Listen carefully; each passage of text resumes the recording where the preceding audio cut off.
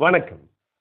அனிருத், சாய் அபேங்கர் போன்ற இசையமைப்பாளர்களுக்கு போட்டியே இருக்கக்கூடாது என்பதற்காக சாம் சிஎஸ் போன்ற இசையமைப்பாளர்களை பேரே வெளியில் தெரியாத அந்த அம்மா பேர் என்ன, ஸ்வாகதா போன்ற பாடகர்களை வைத்து ஒழித்து கட்ட திட்டமா, இது குறித்து தான் பார்க்க போறோம். சமீபத்தில் ஒரு 2-3 நாளா ஒரு செய்தி ஓடிக்கிட்டு இருக்கு. ஸ்வாகதா அப்படிங்கிற ஒரு பாடகி ஒரு பேட்டி கொடுத்துருக்காங்க. இந்த பேட்டியுடைய சாராம்சம் என்ன அப்படின்னா, நான் பல ஆண்டுகள் ஒரு இசையமைப்பாளர்கிட்ட வேலை பார்த்தேன். நம்ம ஏற்கனவே இதுக்கு முன்னாடி ஒரு வீடியோ போட்டிருக்கோம். வேலை பார்த்தேன். ஆனால் அவர் என்கிட்ட பாலியல் அத்துமீறல் நடத்தினாரு. நான் ஒரு அளவுக்கு மேலே தப்பிச்சு வெளியில் வந்து நான் இப்போ ரிஷிகேஷில் இருக்கேன், என்ன மாதிரி வேற யாருக்கு நடக்கக்கூடாது அப்படின்னு சொல்லியிருக்காங்க. குறிப்பாக எந்த இசையமைப்பாளர் அப்படின்னு சொல்லலை. சொன்ன உடனே பல பேருக்கு என்ன அப்படின்னா, இந்த இசையமைப்பாளராக இருக்குமோ, அந்த இசையமைப்பாளராக இருக்குமோ, அந்த இசையமைப்பாளராக இருக்குமோ அப்படின்னு சொல்லிட்டு ஒரு பக்கம் பேச ஆரம்பிச்சிட்டாங்க. இதுவே உளவியல் ரீதியாக ஒரு சிக்கல் தான். அந்த பொண்ணு என்ன சொல்லிட்டாங்க அப்படின்னா, அனிருத்தெல்லாம் அந்த மாதிரி இல்லை அப்படின்னு சொல்லி ஒரு பக்கம் சொல்றாங்க. அப்ப அவங்க சொல்றதோடைய வச்சு சாராம்சம் என்னன்னு யோசிக்க வேண்டியிருக்கு அப்படின்னா, பல இசையமைப்பாளர்கள் இப்படித்தான் இருப்பாங்களோ அப்படிங்கிற ஒரு எண்ணத்தை விதைக்கிறதா இது ஒரு பக்கம் இருக்கு அப்படின்னு வச்சுக்கங்களேன். நீங்க இன்னைக்கு இருக்கக்கூடிய காலகட்டத்தில் யாருங்க பெரிய இசையமைப்பாளர் அப்படின்னா, அதாவது இது எப்படி யோசிக்கிறது நமக்கு தெரியல. ஆகச்சிறந்த இசையமைப்பாளர் யாருன்னா அனிருத்.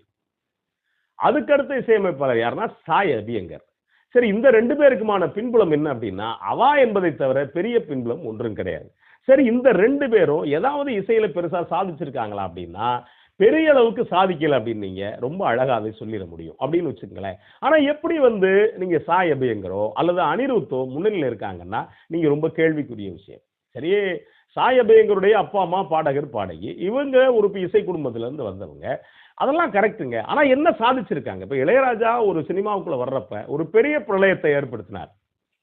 ஏஆர் ரஹ்மான் சினிமாவுக்குள்ள வர்றப்ப ஒரு பெரிய பிரளயத்தை ஏற்படுத்தினார். ஆனா இவங்க 2 பேரும் எந்த பிரளயத்தை ஏற்படுத்தியிருக்காங்க அப்படின்னா, இசை அப்படிங்கிற ஒண்ணை எங்கேயாவது கடன் வாங்கி பண்ணிக்கிட்டு எழுத்து, அதாவது பாடல் வரிகளை யாருக்கு மக்களுக்கு புரியாத பாடல் வரிகளை கொண்டு போய் சேர்க்கறதுல ரொம்ப கவனமா இருக்காங்க. அப்படின்னா என்ன அப்படின்னா, தமிழை அழிப்பதற்கான முயற்சியை திட்டமிட்டு அவங்கள சேர்ந்தவங்களும் பல பேர் பண்றாங்களோ அப்படிங்கிற மிகப்பெரிய சந்தேகத்தை ஏற்படுத்த வேண்டியிருக்கு. நீங்க நல்லா கவனிச்சு பாருங்க.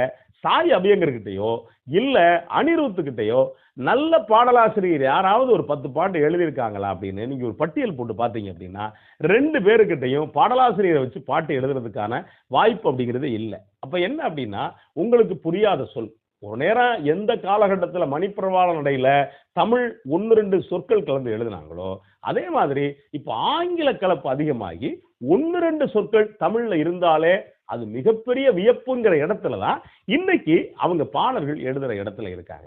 சரிங்க, எப்படி தொடர்ச்சியா வந்து தக்க வைக்க முடியுது சாய் அபியங்கரோ இல்ல நம்ம அவர் பேர் என்ன அனிருத்தோ எப்படி தக்க வைக்க முடியுது அப்படின்னா, மிகப்பெரிய லாபி அதுக்குள்ள ஓடுது அப்படின்னு சொல்றாங்க. என்னங்க மிகப்பெரிய லாபி ஓடுது அப்படின்னா, நீங்க ரஜினிகாந்த் மூலமா தொடர்ச்சியா தக்க வைக்கப்பட்டாரு அனிருத்.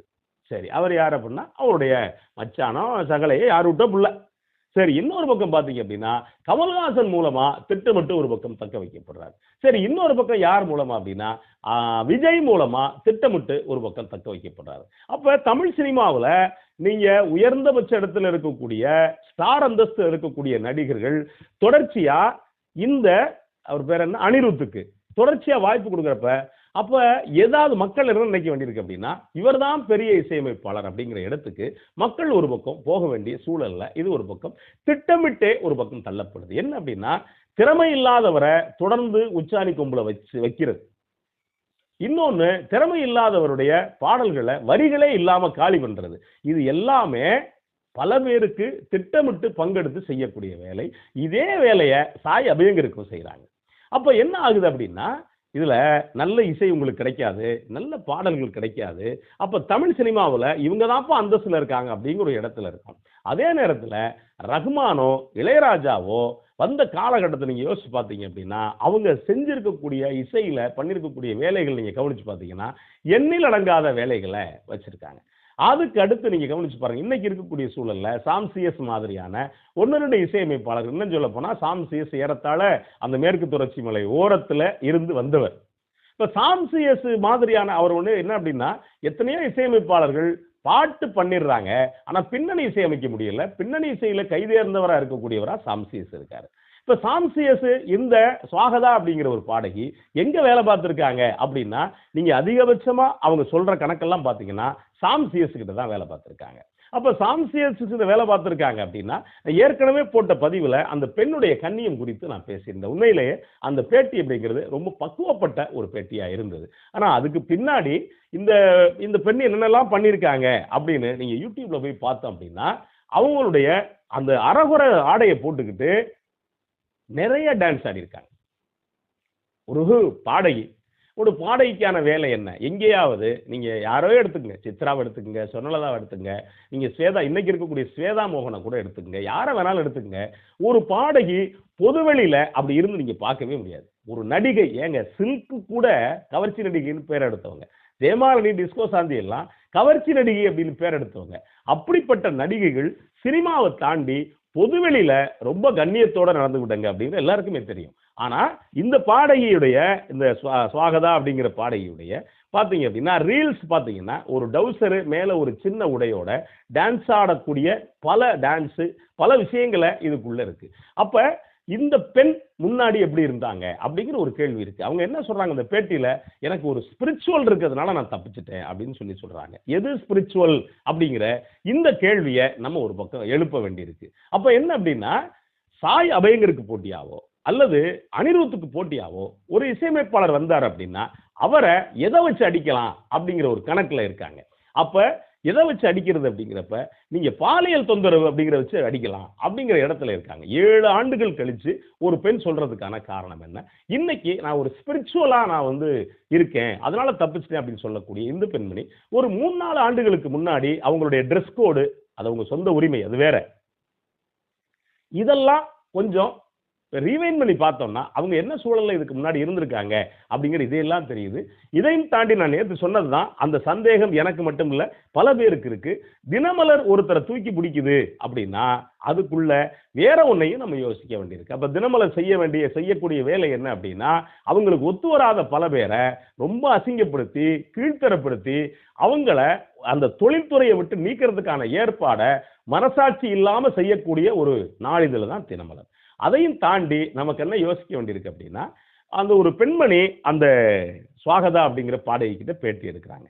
அவங்க நமக்கு என்ன அப்படின்னா, ஒரு யூடியூப் சேனலுக்கு எந்த அளவுக்கு பொருளாதாரம் இருக்குன்னு நமக்கு நல்லா தெரியும். கிட்டத்தட்ட ஒரு 1.5 லட்சம் ரூபாயிலிருந்து ஒரு 2 லட்சம் சப்ஸ்கிரைபர் வச்சிருக்கக்கூடிய ஒரு யூடியூப் சேனல் எந்த அளவுக்கு பொருளாதாரத்தில் இருக்கும் அப்படின்னு நமக்கு தெரியும். அப்படிப்பட்ட ஒரு சேனல்ல இருந்து வேலை மெனக்கிட்டு இங்க இருந்து ரிஷிகேஷுக்கு போய், அப்போ குறைஞ்சபட்சம் 2 கேமரா வேணும், இங்க இருந்து போக்குவரத்து இருக்கு, இங்க இருந்து அது தங்க வேண்டிய தேவைகள் இருக்கு, இன்னும் பல வேலைகள் இருக்குன்னு வச்சுக்கோங்களேன். இதுக்குள்ள உணவு இருக்கு, தங்குறது இருக்கு, நல்லது கெட்டது இருக்கு, இதுக்கு சம்பளம் இவ்வளவு இருக்கு.